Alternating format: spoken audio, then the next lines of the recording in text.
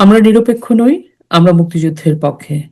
শুধু দর্শক শ্রোতা, দৃষ্টিকোণ ৭১-এর পক্ষ থেকে আপনাদের স্বাগত জানাই। আমরা এই লাইভটি করছি একটি বিশেষ আলোচনা করব আন্তর্জাতিক অপরাধ ট্রাইব্যুনাল, শেখ হাসিনার বিচার এবং আগামী বাংলাদেশের রাজনৈতিক ভবিষ্যৎ এবং আগামী বাংলাদেশ। আমাদের সাথে আলোচনায় যুক্ত হয়েছেন এ.কে.এম. ইসলাম। তিনি আইনজীবী এবং আন্তর্জাতিক অপরাধ ট্রাইব্যুনালের একজন বিশেষজ্ঞ। আমার ভাই, আপনাকে দৃষ্টিকোণ ৭১-এর পক্ষ থেকে স্বাগত জানাই। স্বাগতম সকলকে। আমার সাথে যুক্ত হয়েছেন ডক্টর আব্দুল আউয়াল, প্রাক্তন ভাইস চ্যান্সেলর, বাংলাদেশ সিলেট কৃষি বিশ্ববিদ্যালয় এবং শিক্ষক, প্রফেসর, কৃষি বিশ্ববিদ্যালয় এবং একজন রাজনৈতিক বিশ্লেষক। ডক্টর আব্দুল আউয়াল, আপনাকে বাংলাদেশ দৃষ্টিকোণ ৭১-এর পক্ষ থেকে স্বাগত জানাই। ধন্যবাদ আপনাকে। আমার ভাই, আমি আপনাকে দিয়ে প্রথম শুরু করতে চাই। আপনি তো এই ব্যাপারে একদম খুব একজন বিশেষজ্ঞ বলা যায়। আপনি সমস্ত কিছু জানেন এই আইনের খুঁটিনাটি, কারণ আপনি যুদ্ধাপরাধীদের বিচার প্রক্রিয়ার সাথে যুক্ত ছিলেন। এই যে মানবতা বিরোধী অপরাধে আন্তর্জাতিক অপরাধ ট্রাইব্যুনালে শেখ হাসিনার যে ভার্ডিক্টটা দেওয়া হলো, সেটা আপনি তো জানেনই, ওনাকে ফাঁসির রায় দেওয়া হলো, প্রাক্তন স্বরাষ্ট্রমন্ত্রীকে এবং একজন আইজি যে মামুন সাহেব, উনি রাজবন্দী ছিলেন, ওনার ৫ বছর কারাদণ্ড। এই ট্রায়ালকে ঘিরে নানা প্রতিক্রিয়া, মিশ্র প্রতিক্রিয়া পৃথিবীব্যাপী, এবং মানে পৃথিবীর মনে হয় সবচাইতে এই মুহূর্তে প্রধানতম আলোচনার বিষয় হচ্ছে শেখ হাসিনার এই ট্রায়াল পৃথিবীতে। এবং এই ট্রায়ালকে কেন্দ্র করে আমি সজীব অজের জয়, শেখ হাসিনার ছেলে, ওনার একটা ইন্টারভিউ দেখছিলাম, আপনি তো আমাকে পাঠালেন। তো সেখানে উনি বলছিলেন এটা একটা শ্যাম ট্রায়াল, মানে জালিয়াতি বা প্রহসনের ট্রায়াল, এবং এই ট্রায়ালে কোনো বৈধতা নেই, আইনও বৈধতা নেই, যেটা আমি আসলে বিনা সিকরির ওই ইন্টারভিউটাতেও দেখছিলাম, উনিও বলছিলেন।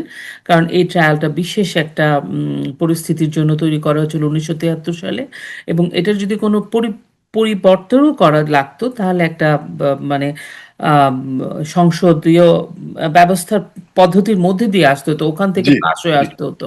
সেটাও নেই, কিন্তু এক প্রকার তড়িঘড়ি করে নিজস্ব বিচারকদেরকে ব্যবহার করে তার পছন্দ মতো, এবং যারা যুদ্ধ অপরাধীর মতো রাজনৈতিক দলের সাথে যুক্ত যেসব বিচারকেরা, তারা এই ট্রায়ালের সাথে সম্পৃক্ত। এবং এই পুরো বিষয়টা নিয়ে আপনি আসলে কিভাবে, এখন তো রায়টা হয়ে গেল, জি, এই ব্যাপারটা নিয়ে আপনি কি বলবেন? প্রথমে আপনার এই সেটে আপনাকে সাধুবাদ জানাচ্ছি এবং ধন্যবাদ জানাচ্ছি আমাকে আজকে যুক্ত করার জন্য। ধন্যবাদ জানাচ্ছি আমার সহ আলোচক ডক্টর আব্দুল আওয়াল, একই সাথে বসার জন্য। আমরা দুপুরবেলা একটা সেটে ছিলাম একই সাথে। যাই হোক, আবার দেখে ভালো লাগলো। আপনি যে প্রশ্নটা করেছেন, এটি একটি যুগোপযোগী এবং বর্তমানে এই বিরাট একটা প্রশ্ন বাংলাদেশের ভেতরে এবং বাহিরে সবখানে কিন্তু মিডিয়াতে ভরপুর হয়ে গেছে। বিষয়বস্তুটি হচ্ছে যে, প্রথমে যদি আমি ট্রাইব্যুনালের ব্যাপারে যাই, ট্রাইব্যুনালের ব্যাপারে হচ্ছে যে ট্রাইব্যুনালটি তৈরি করা হয়েছিল, ফাউন্ডেড করা হয়েছিল আপনার ২০০৯-১০-এর দিকে। কিন্তু এই আইনটি করা হয়েছিল ১৯৭৩ সনে ভরা একটা পার্লামেন্টে, একবারে ফুল প্লেজেড পার্লামেন্টে এটা পাশ করা হয়েছে। আন্তর্জাতিক অপরাধ ট্রাইব্যুনাল আইন ১৯৭৩ নামে, এবং এটি একটি ফিউচারিস্টিক এবং ভেরি ওয়েল সিজনড, হ্যাঁ, ওপেন এন্ডেড বলা হয় এই ধরনের আইনগুলোকে, যেগুলো যুগের পর যুগ আপনার কোন রকম খুব মিনিমাম আপনার যে চেঞ্জেস অথবা পরিবর্তন করার মাধ্যমে দিয়ে যে আইনগুলো চলে, সেগুলো হচ্ছে ফিউচারিস্টিক অ্যান্ড ওপেন এন্ডেড থাকে। ঠিক এই আইনটি কিন্তু বাংলাদেশের ঠিক সেই সময় নিউরেমবার্গ ট্রায়ালের প্রসিকিউটর অটো ট্রাফ ছিল এটার মধ্যে, এবং ওনার সাথে আরো ১০ জন জুরিস্ট, আন্তর্জাতিক জুরিস্টরা, তারা বসে এই আইনটাকে আপনার ড্রাফট করে এবং পরবর্তীতে পাশ হয়। এবং এই যে এই আইনটা যখন করা হয়, তারপরে এই আইনটার আর কোনো চর্চা হয় নাই, শুধু আইন হিসেবে একটা বই রয়ে গেছে, চর্চা হয় নাই। চর্চাটা হলো কবে? যখন এই ট্রাইব্যুনাল করা হলো আপনার ৯ তে যখন আওয়ামী লীগ একবারে সব ম্যান্ডেট দিয়ে যখন এদের বিচারের ৭১-এর পরাজিত শক্তি এবং আল বদর, আল শামস বা যুদ্ধাপরাধী যারা তাদের বিচারের জন্য যে ম্যান্ডেটটি নিয়ে আওয়ামী লীগ এসেছিল, সেই ম্যান্ডেটের একবারে ল্যান্ডস্লাইড ভিক্টরিতে ওটা জানান দিয়েছে যে এই বিচার বাংলাদেশের মানুষ চায়। এবং ঠিক সেই সময় কিন্তু এই আইনটিকে বের করে নিয়ে এসে পরে আন্তর্জাতিক পরিমণ্ডলের সাথে যথেষ্ট ভালো যোগাযোগ রেখে তাদের রিকমেন্ডেশন গুলোকে নিয়ে এই আইনের আওতায় ওই বিচারগুলো শুরু করা হয়।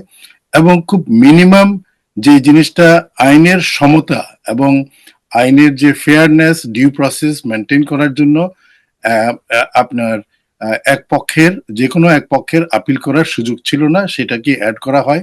এবং আরেকটা যেটা করা হয়, সেখানে এই অফেন্সগুলো বেলেবল ছিল না। এবং আন্তর্জাতিক অপরাধ ট্রাইব্যুনাল যেগুলো অন্যান্য জায়গায় আছে সেখানেও বেলেবল না, কিন্তু আমরা এটাকে বেলেবল করেছি। হ্যাঁ, তারপরে এখানে আরো অনেক কিছু ২-১টা জিনিস অ্যাড করা হয়েছে যেটা রিকমেন্ডেড ছিল, সেটা হচ্ছে আইনের সমতা রক্ষা করার জন্য, উভয় পক্ষের একটা সমতা এবং ফেয়ারনেস যেটা বলা হয়, ডিউ প্রসেস, এগুলো মেনটেন করার জন্য এই আইনটাকে করা হয়। এবং আরেকটা জিনিস দেখবেন যে এই ট্রাইব্যুনালটা তিনজন জাস্টিস দিয়ে তিনজন হাইকোর্টের জাস্টিস দিয়ে তৈরি করা, অথবা হাইকোর্টের জাস্টিস সমমানে অভিজ্ঞবান কি জানি জাস্টিসদেরকে নিয়ে। তো আমরা সাধারণত আমাদের সেই ট্রাইব্যুনালে কিন্তু তিনজন হাইকোর্টের ছিল, তারপরে একজন রিটায়ার্ড জাজ, ট্রায়াল জাজ ছিল, আরেকজন ট্রায়াল জাজ ছিল। এই পর্যায়ক্রমে এইভাবে পরবর্তীতে আমরা হাইকোর্ট থেকেই তিনজন জাজ যারা এলিভেটেড হয়েছে, তারপর তাদের মধ্য থেকে তারা তিনজন জাজ এখানে ছিল। এবং এটা কিন্তু হাইকোর্টের যে নর্মাল কোর্ট রয়েছে সেখানে ডিভিশন বেঞ্চ থাকে আর সিঙ্গেল বেঞ্চ থাকে হাইকোর্টের মধ্যে।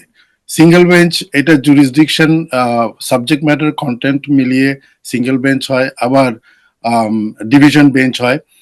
ডিভিশন বেঞ্চে সাধারণত 2জন হাইকোর্ট জাজ থাকে, কিন্তু এই ট্রাইব্যুনাল 3জন হাইকোর্টের জাজ সম্বলিত, সেহেতু এটা হাইকোর্টের স্ট্রাকচার থেকে একটু বড়, একটু উপরে, কিন্তু অ্যাপিলেট ডিভিশন হচ্ছে নেক্সট, তার নেক্সট টায়ার হচ্ছে অ্যাপিলেট ডিভিশন।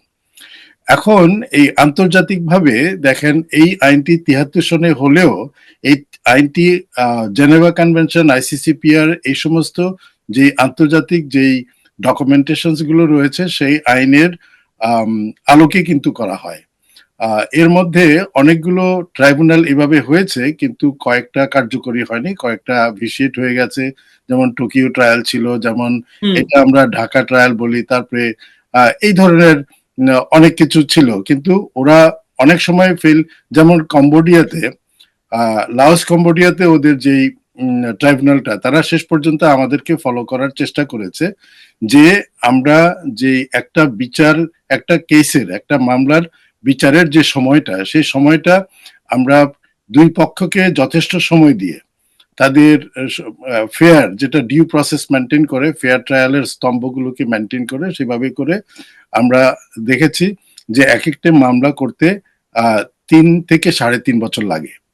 তারপরে অ্যাপিলেট ডিভিশনে গেলে সেখানে যদি সঠিকভাবে করেন, ওনারা লিস্টে আনে বা প্রায়োরিটি দেয়।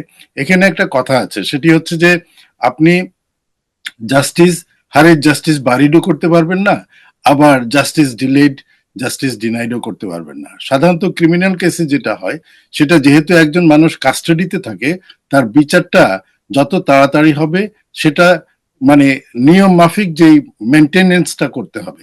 তো সেই জন্য আপনার অ্যাপিলেট ডিভিশনে আমাদের প্রপোজাল ছিল যে 6 মাসের বেশি যাতে না লাগে, কারণ হচ্ছে সেখানে হিয়ারিং হবে, সেই সুযোগ দিতে হবে, সবকিছুরই সুযোগ দিতে হবে উভয় পক্ষকে। তাহলে আমরা বল পার্কে এটা 3.5 থেকে 4 বছরের এক একটা মামলা শেষ করতে সময় লাগে। এটা আবার কনজারভেটিভ ওয়েতে, কিন্তু হ্যাঁ কনজারভেটিভ। একটা প্রশ্ন, এই যে যুদ্ধাপরাধীর বিচার যে হলো, সেই সময়টা তো এই সময়টাতেই লেগেছিল নাকি? হ্যাঁ, আমাদের যে 5 বা ফার্স্ট টেনিউরের মধ্যে আমাদের কাজগুলো যেভাবে শুরু হলো, তারপরে আমরা একটা একেবারে ম্যাথমেটিক্যাল যে হিসাব নিকাশ প্রত্যেকটা, সেটা আমি করেছি, প্রত্যেকটা স্টেজের প্রত্যেকটা স্টেপের কতটুকু সময় উভয় পক্ষকে দিয়ে দেওয়া উচিত, তার মধ্যে যদি ডিফেন্স যদি আরেকটা ডেট বা একটা স্টেপের মধ্যে যদি দুইটা ডেট বেশি চায়, তখন সেটাকেও সম্বলিত করে কিন্তু আমরা সেই সময়টাকে হিসাব করেছি, এবং ঠিক সেই পরিমাণে রসদগুলো আমরা নিয়েছি। রসদটা কি, যে মনে করেন একটা প্রসিকিউশন টিম, হ্যাঁ, যদি 3-4জন প্রসিকিউটর থাকে, ফুল প্লেজেড ওনারা কাজ করছেন, এবং উইথ অ্যাসিস্ট্যান্স ওনাদের মনে করেন আরো 2-3জন অ্যাসিস্ট্যান্ট রয়েছে, তারপরে একটা ডেডিকেটেড আপনার computer set with a printer,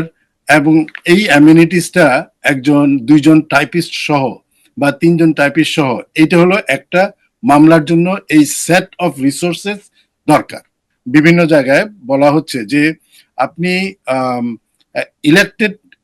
elected রাষ্ট্রপ্রধান যারা থাকে বা ইলেক্টেড গভর্নমেন্টের যারা অফিসার্স থাকে অথবা যারা মন্ত্রীরা থাকে, তাদেরকে যদি কেউ আপনার আদালতে আনতে হয়, সেই আদালতে ওই সরকারই আনতে পারে যারা আবার পাবলিক ম্যান্ডেট নিয়ে গণতান্ত্রিকভাবে গভর্নমেন্ট ফর্ম করেছে, রেগুলার গভর্নমেন্ট। এখানে একটু ক্লিয়ার হওয়া দরকার। তার মানে একটা নির্বাচিত সরকারের বিরুদ্ধে সরকারে যারা ছিল, যুক্ত ছিল, সেটা প্রধান হতে পারে, এমপি হতে পারে, যেই হোক, তাকে যদি বিচারের আওতায় আনতে হয় তাহলে আরেকটি নির্বাচিত সরকার হতে হবে। এটি হচ্ছে থাম্ব রুল। এখন এই থাম্ব রুলটা কিন্তু অনেকে এটা গ্রাহ্য করছে না, অথবা কারো হয়তো ব্রেনে নেই, কিন্তু অভিধানে যখন আসে তখন ঠিক এই জিনিসগুলোই কাজে লাগে। কারণ আপনি মামলা যখন করবেন একজনকে, তখন আপনি কে করছেন, পার্টিটাও কিন্তু একটা ইম্পর্টেন্ট জিনিস। তো এইখানে যেভাবে এসেছে, এটা হচ্ছে যে সব বর্তমান বাংলাদেশ সরকারের যে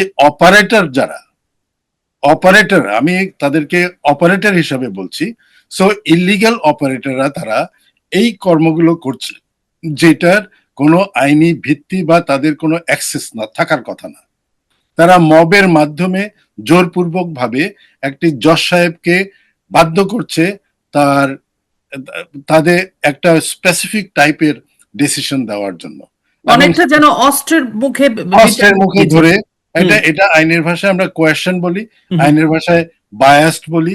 হ্যাঁ, তো এই যে কতগুলো, যেমন বাংলাদেশে দেখেন আপনি 5 অগস্টের পরে বিচারালয়ে বিচারকরা পরিবর্তন হয়েছে, ট্রাইব্যুনালে বিচারকের পরিবর্তন হয়েছে, ট্রাইব্যুনালে ইতিপূর্বে যারা ডিফেন্স লয়ার ছিল তারা এখন প্রসিকিউশনে চলে আসছে, আবার প্রসিকিউশনে ডিফেন্স লয়ারের থার্ড সারির যে লয়ার, তাকে আবার স্টেট ডিফেন্স হিসাবে আপনার তাকে অ্যাপয়েন্ট করে দিল। এবং এখানে জজ সাহেবের কিন্তু একটা এখতিয়ার থাকে, সেই এখতিয়ারে সে কিন্তু কেউ যদি একজন ডিফেন্ডেন্ট বলি আমরা বা অ্যাকিউজ বলি, উনি যদি ওনার জন্য কেউ যদি বলে যে আমি ওনাকে রিপ্রেজেন্ট করব, আইনের ফেয়ারনেসের জন্য ওনাকে অ্যালাউ করা উচিত। সেই অ্যালাউয়েন্সটা তারা দেয়নি, না দিয়ে ওনাদের নিজস্ব, যাতে ওনাকে রাউটিং করে যে বিষয়টা তারা যে জায়গায় ফোকাস করতে চাচ্ছে, টার্গেট করতে চাচ্ছে, সে টার্গেটে যেতে পারে। এখানে একটা প্রশ্ন আছে আমার ভাই, আমি শুনেছিলাম যে এই ধরনের কেসগুলোতে আমি যদি চাই আমার মানে আসামি পক্ষ উকিল নিয়োগ করতে পারে না, তারা বলতে পারে যে উকিলটা দেওয়া হয়েছে সে উকিল কিন্তু তারা চাইলে নিয়োগ করতে পারে না, এরকম কি কিছু? না, কোর্ট হ্যাঁ, এখানে একটা রেস্ট্রিকশন এবং এক্সেপশনও রয়েছে। জজ সাহেব যখন উনি বসেন, উনি কিন্তু সবকিছু দেখে উনি ওনার বলাটাই আইন। হ্যাঁ, তো এখন কথা হচ্ছে উনি কিন্তু সেই এক্সেপশনটা দিতে পারে যে ঠিক আছে, অমুক এই মামলার জন্য লড়তে চাচ্ছেন, অমুকের পক্ষে আমি ওনাকে অ্যালাউ করলাম। আরেকটি জিনিস হচ্ছে, যদি কেউ না আসে, তাহলে জজ সাহেব যেটা করবে, যে কারণ মামলাটা করবে সেই জন্য যে স্টেট মানে কোর্ট অ্যাপয়েন্টেড ডিফেন্স লয়ার, হ্যাঁ, হায়ার করবে। কিন্তু এখন কথা হচ্ছে যে ওনারা অ্যাপয়েন্টমেন্ট করতে পারবে কাকে, ঠিক আছে, কিন্তু ওনার কাজে যদি সন্তুষ্টি না হয়, তাহলে ডিফেন্ডেন্ট অথবা অ্যাকিউজ যে থাকে সে বলতে পারবে যে ওনার কাজে আমি সন্তুষ্ট না, সন্তুষ্ট নই।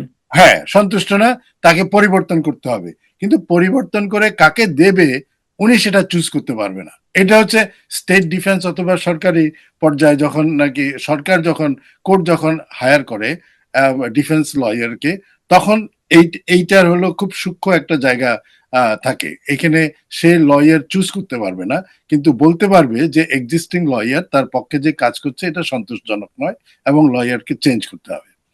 আচ্ছা, এখন কথা হচ্ছে আমাদের এখানে যে জিনিসটা হয়েছে সেটি হচ্ছে যে আন্তর্জাতিক আইনের পরিমণ্ডলে যে জায়গাটা বলা আছে রোম স্ট্যাচুট, ওনারা কিন্তু জাজমেন্টের সময় রোম স্ট্যাচুটের কথাটা বলেছেন, ঠিক আছে? তাহলে সেই জায়গায় যদি আসি, তাহলে সেইখানে রোম স্ট্যাচুটের আদলে যদি এসে থাকে, তাহলে ওনাদের এই যে আন্তর্জাতিক আইনের যে সমস্ত সুযোগ সুবিধা বা প্রয়োগ যেটা, সেইগুলো ওনাদের করা উচিত ছিল। জেনেভা কনভেনশনে কি আছে, আইসিসিপিআর এ কি আছে, এবং এই সমস্ত জায়গায় ডিউ প্রসেস এবং ফেয়ার ট্রায়ালের জন্য যেখানে যে সময় দিতে হয় সেই সময়টা দিতে হবে। আপনি দেখেন আমাকে কয়েকটা উদাহরণ দেন, যেমন আমি যেন বলি লম্বা না হয়। হ্যাঁ, যেমন বলি আপনাকে যে আপনার যে জাজমেন্টের যে তারিখটা, হ্যাঁ, তারপরে আপনি তাহলে আমি একটু প্রথম থেকে আসি, আসলে ক্রনোলজিক্যালি না আসলে হয় না। সেটা হচ্ছে যে আপনাকে ইনভেস্টিগেশনের টাইমটা, ইনভেস্টিগেশন রিপোর্ট দাখিল করার জন্য যে সময়টা, সেই সময়টাও কিন্তু প্রায় 3 মাসের মতো যায়। কারণ হচ্ছে যে ইনভেস্টিগেশনটা যদি নিখুঁত না হয়, তাহলে সেইখানে যদি ইনভেস্টিগেটর বলে যে আমার একটু সময় লাগবে বা ওই জিনিসটা আসা হয় নাই, এখন আমরা আজকে বুঝতে পারছি যে তাদের ইনভেস্টিগেশন ইনকমপ্লিট ছিল এবং তারা ইনভেস্টিগেশন তড়িঘড়ি করে কম সময়ের ভিতরে দাখিল করেছে। কেন বলছি? যে এই মামলা যখন শুরু হয়, সেই শুরু হওয়ার কয়েক মাস আগেই কিন্তু যে আপনার ওইটা প্রচার হয়ে গেছে ভাইরালি, যে আপনার মেট্রো রেল পোড়ানোর যে ঘটনাটা, যে পুড়িয়েছে সেই বলেছে, ঠিক আছে? তারপরে যারা যারা সেতু ভবন পুড়িয়েছে সেটা বলেছে। আত্মস্বীকৃতি অনেকগুলো উইটনেসেস তারা ভাইরাল করেছে তাদের ক্রেডিবিলিটি নেওয়ার জন্য যে আমরা এই কাজটা করেছি। এখন কথা হচ্ছে যে সেই জিনিসগুলো ইনভেস্টিগেশনে কিন্তু আসে নাই। ইনভেস্টিগেশনে এইভাবে আসছে যে এই ঘটনাটা ঘটেছে, কিন্তু দোষারোপ করেছে প্রধানমন্ত্রী শেখ হাসিনা এবং স্বরাষ্ট্রমন্ত্রীকে, যে ওনারা এটা করিয়েছে। কিন্তু পক্ষান্তরে যে যারা যারা নিজেরা করেছে তারা কিন্তু আত্মস্বীকৃতি, অন্যায় যে করেছে সেটা কিন্তু তারা আপনার প্রকাশ করেছে। তো সেই ক্ষেত্রে ইনভেস্টিগেশনটা যে ইনকমপ্লিট এবং বায়াস ছিল, এইটা এখন বোঝা যাচ্ছে। তাহলে ইনভেস্টিগেশনের টাইম গেল সেটা। তারপরে কিন্তু আপনি তাদের যে নোটিশ পিরিয়ড গুলো খুব শর্ট ছিল। নোটিশ পিরিয়ড গুলো তারা দায়সারা গোছের করেই তারা কিন্তু ওপেনিং স্টেটমেন্টে বা এই ফর্মাল চার্জ সাবমিশনে চলে যায়। এবং এই যে এত তড়িঘড়ি করে যে জাজমেন্ট পর্যন্ত আসছে, এইটা কোনোদিনই সম্ভব না যদি আন্তর্জাতিক অপরাধ ট্রাইব্যুনাল অ্যাক্ট 1973 এবং যদি আইসিসি অথবা জেনেভা কনভেনশন, এগুলা সব এক সুতায় বাঁধা। কিন্তু এইখানে এইখানে কতগুলো লিগ্যাল বিষয় রয়েছে যেখানে আপনাকে সময় দিতে হবে। এখানে সময়, ডিফেন্সের কোনো লয়ার তো কোনো সময়ই নেয় নাই না।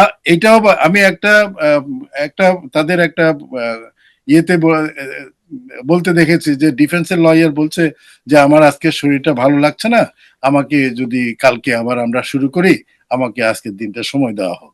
তখন মনে হয় আধা বেলা হয়েছে, তখন কোর্ট কিন্তু ওনাকে সেই সময়টা দেয়নি। এটাও কিন্তু ডিউ প্রসেস মেনটেন করার বিঘ্নিত ঘটেছে, ফেয়ার ট্রায়ালে বিঘ্নিত ঘটেছে। এই জন্য যে লয়ারের হয়তো চিন্তা ভাবনার মধ্যে রয়েছে এইটা, যে আমার কাছে অসুস্থ লাগছে, আমার কাছে সঠিক লাগছে না, এখন আমি শারীরিকভাবে আপরাইট না, হ্যাঁ, তো এইভাবে কিন্তু বিচার কার্য চলে না। বিচার কার্যতে একজন উইটনেস যদি বলে যে আমি আমি আজকে জ্বর উপভোগ করছি বা আমি অসুস্থ, আমি সাক্ষী দিতে পারবো না, তখন কিন্তু তাকে ওইখান থেকে ওই সাক্ষী থেকে বিরত থাকতে হবে। কারণ সে অসুস্থ অবস্থায় যদি সাক্ষী দেয়, তাহলে সে ভয়, ভীতি বা অন্য কোনো স্ট্রেসের মাধ্যমে সে যেটা না সেটা বলে ফেললো, ভুলভাল বলে ফেললো, যেটা নাকি তার আগে যে স্টেটমেন্টগুলো দিয়েছে তার সাথে একটা বিপরীত দিকে যেতে পারে, একটা সামঞ্জস্যতা নাও থাকতে পারে। সেজন্য অসুস্থ থাকলে অসুস্থ মানুষের বিচার হয় না। এবং একটা পর্যায়ে এরকমও হতে পারে যে যদি কেউ যার বিচার চলছে সে যদি কমিউনিকেটিভ না, অথবা সে বিচার বুঝতে পারছে না বা ডিরেকশন ফলো করতে পারছে না, কোর্ট কিন্তু সেই জায়গাটায় অনেকবার করতে এটাকে আপনি চর্চার মধ্যে করবে এবং তাকে চান্স দেবে এবং তাকে কন্টিনিউ করে অন্য ডেটে নিয়ে চলে যাবে, পরবর্তী ডেটে। এই ধরনের কোনো কিছুই এখানে হয় নাই, এই ধরনের কিছুই হয় নাই। দেখেন, একটা ইনস্ট্যান্স পাওয়া গেল যে ডিফেন্স লয়ার সময় চেয়েছে একদিন, সেটাও দিল না। এক, তাহলে আমরা জাজমেন্ট পড়ার সময় আমি একটু পিছন থেকে টেনে সামনে নিয়ে আসি, সেই জন্য উদাহরণটা দিতে সুবিধা হবে। যেমন ধরেন, ইনভেস্টিগেশন ইনকমপ্লিট কিভাবে, অথবা ওনাদের জাজমেন্ট লেখায় ড্রাফটিংটা হাস্টি ফাস্টি করেছে বিধায় দি ডেইলি স্টারের একটা উদ্ধৃতি উনি দিয়েছেন জাজমেন্ট প্রোনাউন্সের সময়। জাজমেন্ট দেওয়াটা একটা জিনিস, ডেলিভার করা একটা জিনিস, আর যখন এজলাসে বসে প্রোনাউন্স করে ইটস সামথিং ডিফারেন্ট। এখন আপনি যেটা প্রোনাউন্স করবেন that's the correct one, because everybody hard it, right? এখন সেখানে যদি অকশনের জায়গায় আপনি অ্যাকশন বলেন, অথবা কেয়ার গিভিং এর জায়গায় যদি কেয়ারলেস বলেন, it differs, totally difference. Totally meaning এ ডিফারেন্ট হয়ে যায়। আবার আরেকভাবে, যদি আপনি একটা ওয়ার্ড পড়ছেন কেয়ার, আপনি পড়ছেন কেয়ার, আরেকজন প্রম্পট করে দিচ্ছে যে কেয়ারলেস, এই প্রম্পটিংটা কিন্তু আপনি অ্যাজ এ প্রোনাউন্সার জাজ হিসাবে আপনি নিতে পারেন না, এবং যে আপনাকে প্রম্পট করে দিচ্ছে তারও প্রম্পট করা উচিত না। তার মানে প্রম্পটের মধ্যে যদি যে প্রম্পটার সে যদি এরকম হয় এবং যাকে প্রম্পট করছে উনি যদি এটা বোঝেন যে এই প্রম্পটার যথেষ্ট শক্তিশালী, যদিও সে জাজ, আমার একই সাথে বসেছি, কিন্তু তার সামাজিক এবং পলিটিক্যাল বা তার একটা ইনফ্লুয়েন্স রয়েছে, সেই কারণে সে যেটা বলছে সেই কিন্তু সেটা আপনাকে প্রোনাউন্স করছে। সো এই জায়গাটায় জাজমেন্ট প্রোনাউন্সের ব্যাপারে একটা ভিসিয়েশন চলে আসছে, এটার মধ্যে একটা ভায়োলেটিভ নেচার চলে আসছে এইখানে। এটা কোয়েশন হতে পারে, এটা বায়াসড হতে পারে, এবং এটা আন্ডার ইনফ্লুয়েন্স হতে পারে। যখন আন্ডার ইনফ্লুয়েন্স কোনো জাজ কোনো কিছু করবে, সেটা বিচার, সেই বিচারটা void and void have an issue. এই দৃষ্টিকোণ ৭১-এর পক্ষ থেকে আমাদের স্লোগান হচ্ছে, আমরা নিরপেক্ষ নই, আমরা মুক্তিযুদ্ধের পক্ষে। চলুন আমরা সবাই এই মুক্তিযুদ্ধটাকে নিয়ে দোকানদারি করি। আমার ভাই আওয়াল ভাই, আপনাদেরকে অনেক কৃতজ্ঞতা জানাই, সময় দিয়েছেন, অনেক সময় আপনি ইয়ে করলেন। আর বন্ধুরা, আমি হঠাৎ করে এই লাইভগুলো করি, আপনারা যারা শুনতে পারেননি তারা শুনবেন। আমাদের দৃষ্টিকোণ ৭১ চ্যানেলটি সাবস্ক্রাইব করবেন। আপনারা ভালো থাকবেন। চলুন আমরা দেশকে ভালোবাসি, আমরা মুক্তিযুদ্ধকে ভালোবাসি, এবং আমরা মুক্তিযুদ্ধকে নিয়ে দোকানদারি করে আমাদের প্রতিটা ঘরে ঘরে যেন মুক্তিযুদ্ধের দোকান হয়। জয় বাংলা, জয় বঙ্গবন্ধু।